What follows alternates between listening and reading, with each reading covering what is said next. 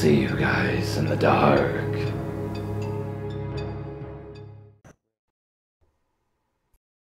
I drive for Lyft while putting myself through trade school. I drive for other similar companies, but that's beside the point. I have many horror stories for those as well, but I'll tell these another time.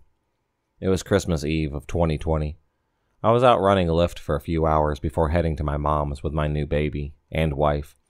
Nothing special going on for that night, just the usual. I get a ride request. It was a pickup from this kind of lower income apartment complex. No big deal. I drive and I find my passenger. He has all his belongings, several boxes of stuff. Now my car is a 2006 Chevy Impala, so it's not too big. We get all of his stuff loaded up, barely, and we are on our way.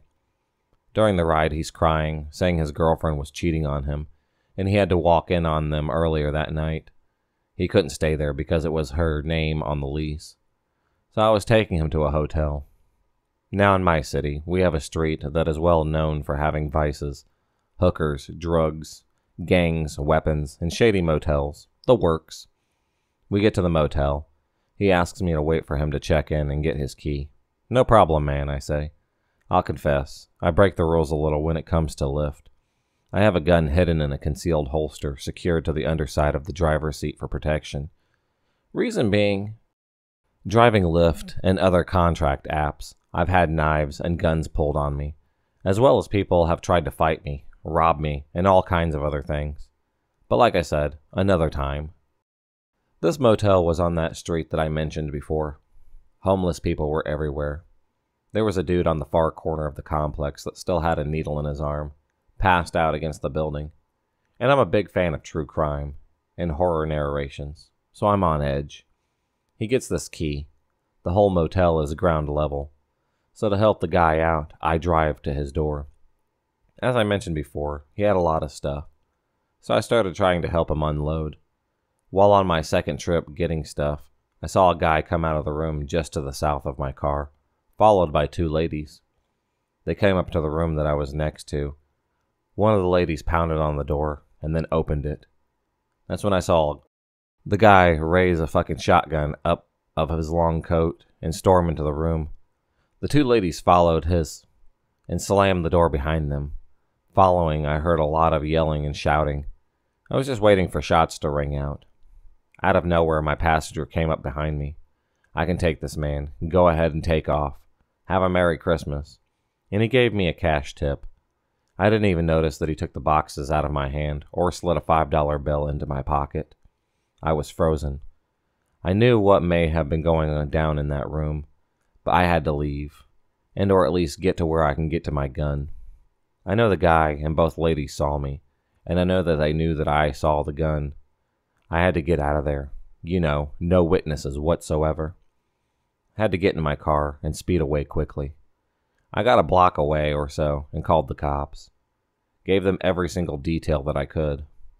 After I got off the phone with the police, I signed out of Lyft.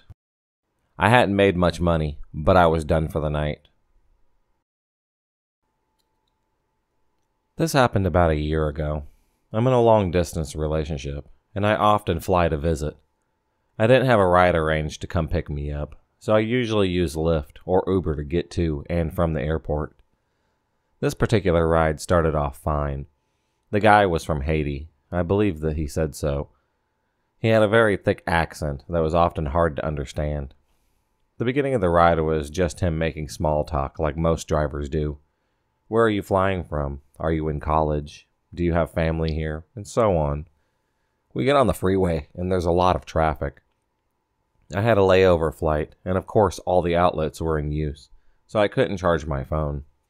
I'm hoping this traffic lightens up because I really need to keep in contact with the people that I'm going to stay with. Of course, with my luck, the app crashes and says you have arrived while we are literally in the middle of the freeway near no houses at all. I get kind of annoyed, and the driver says that he'll pull over at this Walmart nearby to figure out what's wrong. Apparently he had a very old phone, and it wasn't giving proper directions, so I said we can use mine, but I needed to charge it first. He asked me to sit up front so it was easier, and I thought nothing of it, so I went up front. He tells me that he will make the rest of the way for free without using the Lyft app. I put the address in, and we're back on our way. As we're pulling out of the Walmart parking lot, he asks me how old I am. I told him I had just turned 18, and that's when things kind of got weird. He seemed to lighten up at how young I was, which was a bit odd, but whatever. He then asks me a series of questions like, why don't you live here in this state? You should move here. You could go to college here, so why don't you?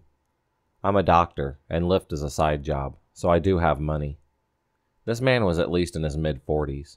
I told him that I had no money to just randomly move states and start college, seeing as how I had just become a legal adult. He then told me that I can take care of you. I'll buy you a little apartment and a nice car, take you out, and pay for your college. I thought that he was joking, so I kind of just awkwardly laughed and said, that's okay. He didn't need to do that, but he kept on insisting. I was getting kind of creeped out by him. I really didn't want to jump to conclusions. I thought maybe he's just not sure how to hold a proper conversation since he's foreign or something. About 20 minutes later, we were about 5 minutes from my destination. My phone kept going and doing that annoying charging, not charging, that phones do when charger wires are loose. I had this phone a while, so it did this at times, and apparently hadn't been really charging at all, and it died. Since we were so close to the destination, though, I told him that I knew the rest of the way, but I'd have to tell him to turn right, and he'd say okay, and purposely turn left, or keep going straight. Anything but what I told him to do. Now we're lost because he's ignoring everything that I'm saying, and playing it all off as an accident, and I'm not super familiar with the entire area. I only knew a small portion of the streets. He tells me that he lives nearby. I start getting really scared because I think he's going to kidnap me or something. I let out a single tear, and then I tell myself to keep it together because in the movies, whenever they see fear, they get mad. So I'm trying to make it seem like I'm not losing my shit. Finally, he turns back around, and we're almost there again. He starts purposely going the wrong way. At this point, I got my phone to about 5%. He reaches over while at a red light and grabs my phone, rates himself 5 stars on Lyft, and friends me on Facebook. He also puts his number in my phone and tells me to call him if I ever need anything, and that we should go out sometime. I give a little fake smile so he doesn't know that I'm about to shit myself from fear. Eventually I get so fed up I just jump out at another red light and tell him thanks, but you're really scaring me, bye. I call my boyfriend on my 5% battery, tell him where I am because I'm really scared, and I need him to pick me up. My Lyft driver is shouting out the window for me to get back into the car, but there's no way in hell that I was going back in there to be some man's sugar baby that was a total stranger at that. I go somewhere with lots of people and wait for my boyfriend. This whole ordeal made the ride last about 2.5 hours, no exaggerations, and it should have taken about 45 minutes even with the traffic. Later I called Lyft and told them everything. He was supposedly fired, so that is good. One night, my boyfriend and I were out drinking and hanging out with our friends, and went to go to our other friend's apartment that lived about 10 to 15 minutes away from us in the next town over. It was getting pretty late, and we both had to work the next day. We called an Uber to pick us up. Our Uber gets there. Everything is fine. We make casual talk, as you usually do with Uber or Lyfts. The vibe was fine. The dude seemed pretty nice. Nothing to worry about, at least. I was just exhausted and wanted to go home. Then I remember feeling like wide awake out of nowhere. We get to the end of a street, and I recognize it as being closest to our home. While I'm really bad at directions, this was a turn where it was like you turn right. You're going towards our home. You turn left. You're clearly driving in the complete opposite direction. The guy gets to the stoplight, flicks his left blinker on. I immediately start looking around and look to my boyfriend, who's clearly on edge. My boyfriend asks the driver where he's going because this is clearly the wrong way. He tells my boyfriend not to worry, that he's from the area and he knows a shortcut. Whatever, we both relax a little bit, especially because this was a main road and there were plenty of side streets around that he could have been cutting through. He gets to another stoplight and has the ability to either make a right, which could put him going towards the general direction of where we lived, or left, which was going in the direction of the next town over. He flicks his left blinker on again. At this point, I notice that he has the Uber app and GPS tracking totally off. His entire phone is off. There's nothing tracking his driving or location, and he's not being monitored by the app. My heart starts beating. I get out my phone to call 911 and my car keys because I have this shiv-like stabby weapon thing as a keychain. My boyfriend flies out of his seat and lunges towards the front seat, so he's half standing up and starts yelling, asking the guy where the fuck he's going, because we know that this is the wrong way. The guy immediately flicks his right blinker on instead and skirts into the right lane instead of the left, where he had previously been. He says sorry over and over again. My boyfriend says, "You know what? Never mind. We're gonna get out right here. This is fine. Just please unlock the doors." When he went to unlock the door, the driver freaked out, got really defensive and on edge. It was like, "Oh, I'm so sorry. I promise. I'll take you home now.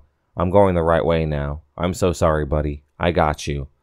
Almost admitting that he was clearly taking us in the totally wrong direction. I can't remember if we just rode the rest of the way in that Uber just because we were no other ones around at that hour, and we felt like we called the guy out enough that he wouldn't do anything, or if we actually got out of the car and began to walk home. Like I said, a very exhausting and drunk night. The most chilling parts about this for me was how he had his app off, and how he was so quick to correct himself as soon as we noticed. He didn't even try to come up with a cover story to justify his actions. He admitted that before my boyfriend freaked out on him, he was not taking us to our destination. We reported the guy the next day on the Uber app, and have never come in contact with him since. I don't know what he was planning, but I pray to whoever is up there that he didn't have the opportunity to scare anyone else like this ever again. I'm female, and I drive for Lyft at night. I'm on the shorter side of 5'4", and have been driving for nearly 6 months. I tend to drive downtown Denver, especially on weekends when there is the most money to make. In this time, I've only had a couple of truly scary encounters, and I drive 7 nights a week, at least a couple hours a night. The first scary one started out normal enough for that late night. I had just dropped off a passenger in Aurora, and was making my way back towards Market Street since the bars hadn't closed yet. I get a pickup that's on the way. It's a nice enough area that I don't feel uncomfortable, but anyone who knows Aurora knows it's not really the best area, even with the few nice areas. A couple of guys hop in front, one in back. Both have on hoodies and are carrying backpacks, but this is Colorado and almost 1:30 in the morning, so that's not odd. Where it gets odd is after they get in. I give my normal greeting, but they completely ignore me, shove their backpacks onto the floor, and pull their hoods up while shielding their faces from the windows with their hands. I was instantly uncomfortable, and I could feel something was off. It was only a 10-minute drive, and we were in a secluded area, so I decided the safest thing I could do was complete the ride. I could feel my fight-or-flight instinct kicking in. Within a minute, I had decided if they tried anything, I was going to crash my car. Neither one had put on a seatbelt, so I figured that would be my best chance. Once we arrived at the location they wanted to be dropped off at, I could tell that it was not a good area. Bars are on all the windows, trash is everywhere, and cars in disrepair. They get out, but don't shut my doors, and start whispering to each other while glancing at me. One of them has his hand in his pocket, fidgeting with something. At this point, I've had enough, and step on the gas, driving off with the doors open. I drove a couple of miles until I get to a gas station with lights and people before I stopped to properly close both doors. I called it a night and headed home to cuddle with my toddler and my husband before having a good cry in the safety of my own bed. I have no idea what they were planning, but I do know I was terrified from the moment that they pulled their hoods up to the moment that I drove off with my doors open. Another story takes place a couple of weeks after the first. I swore off all pickups in Aurora and the shady parts along Colfax at night. I would still drop people off there, but I would also turn my app off and leave the area when I was done. I was downtown as usual for a Saturday night, and the bars were closing. I get a shared ride, which can be very good at bar closing. Now the thing to know about shared rides is you can't request more than 2 seats, leaving room for 2 more people. I have on multiple occasions had a full car with these types of rides. I get to the person and unlock my doors as normal, and in get 3 people. Small problem, but I'm polite. I tell them that I can't give them a ride with 3 people, so they will have to order a different lift. This is where things turn. I don't want to pay more. I'm sorry, but either one of you has to get out, or all of you do, and you need to order a different ride. This is a shared ride, and that means I can get 2 more passengers, and they need seats as well. With share rides, you are only allowed to book 2 seats for 2 passengers. I'm not paying more, so you can just ignore those other rides and take us home. At this point, he became aggressive and putting his finger to my face. Maybe I should have been more scared. Only this is Market Street at bar closing time, and it's packed. There are drunk people everywhere, and where there are drunk people, there are cops. I roll down my window as he continues to tell me what I'm going to do, and starts threatening to put my bitch ass in its place if I don't start driving right now. I didn't catch all of this since I made eye contact with a cop and was focusing on getting his attention. Okay, now you have a new choice. You can all get out, or I can get the cop right there to get you out. Said cop was making his way over, seeing something was wrong. They all jumped out. The guy flipped me off, and they disappeared into the crowd, still looking for rides. The cop stopped to ask if I was okay. I gave him a rundown of what happened, and thanked him for coming over. I headed off to my next ride, who was a very polite gentleman. In both cases, I reported them to Lyft, so I wouldn't get paired with either again. I also carry a foam pepper spray for defense, and have a dash cam that records the interior of my car now. Since that last one, I haven't had any issues, so thank God.